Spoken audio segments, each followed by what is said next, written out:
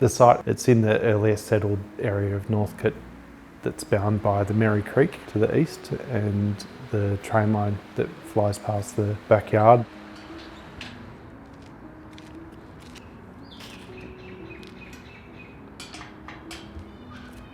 There's a heritage precinct overlay that is to protect the stylistic diversity of the area. Surrounding buildings are predominantly single residential with some multi-res. Our clients were a family of 5 and a dog. There's 2 teenagers, a younger child, and Woody, the Cocker Spaniel. One of the clients had previously worked as a sculptor, an artist and furniture designer. They had lived in a converted warehouse in Collingwood for about 10 years or so, and that really formed part of the brief, where they wanted to keep that sense of space and openness. And then another important element of the brief was to introduce garden space, which is something that they hadn't had while in the warehouse.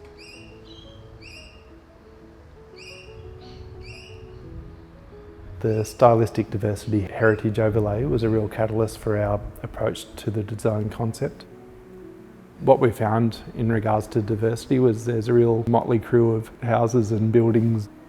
We found more interest in the diversity that probably wasn't there for the heritage. And we thought we could justify a really strong contemporary building of its time. So it sits there in respect and in response to the forms and presence of the heritage buildings.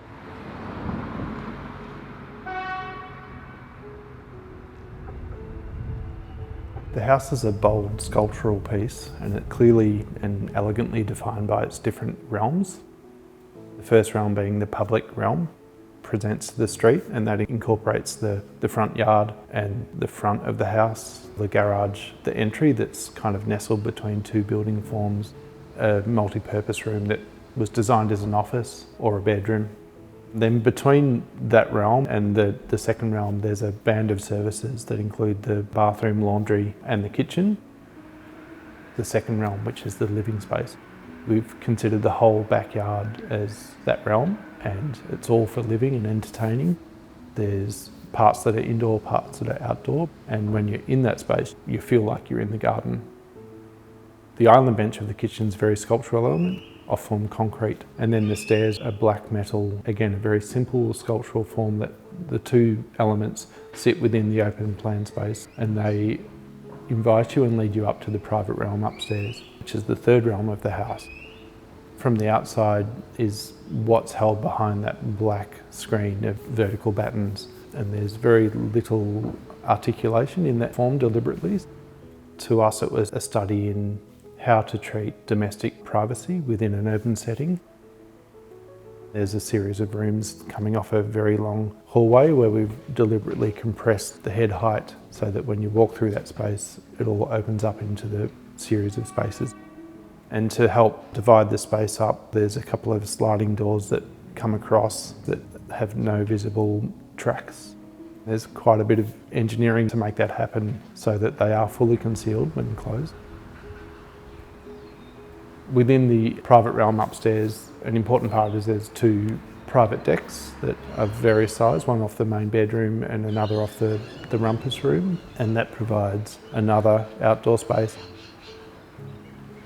The selection of materials is a direct response to our clients' love of stark materiality, and the intent from us was to provide almost with that starkness an unexpected warmth and sense of joy, and also to provide a blank canvas that could house any collection of modern art and sculpture that the clients had. Within the house, the dominant materials are the concrete floor downstairs. There's black steel joinery and staircase, and there's a lot of glass to have that connection to the garden. Upstairs, got a timber, black steel detailing with balustrades, and again lots of glazing, but there's more solid walls and sense of enclosure.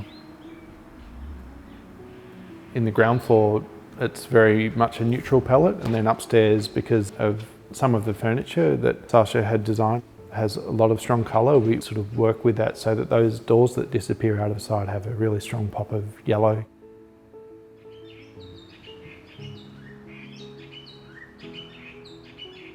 In terms of sustainability, there's great thermal mass offered from the insulated concrete slab, and that has hydronic heating. There's a very long array of PV solar panels on the roof. There's ample cross ventilation with all the operable doors and voids that allow air to flow throughout the house. The length of the site faces north or south, so the house is designed to nestle to the southern side as much as possible, and that's to open up outdoor space to the north. To deal with heat gain from summer sun, the screened form of the upstairs is projected beyond the glazing line downstairs. In the heat of summer, it's fully shaded, and then as the year turns to winter, we've got sun streaming into the house, so we're maximising solar gain when we want it and minimising it when we don't.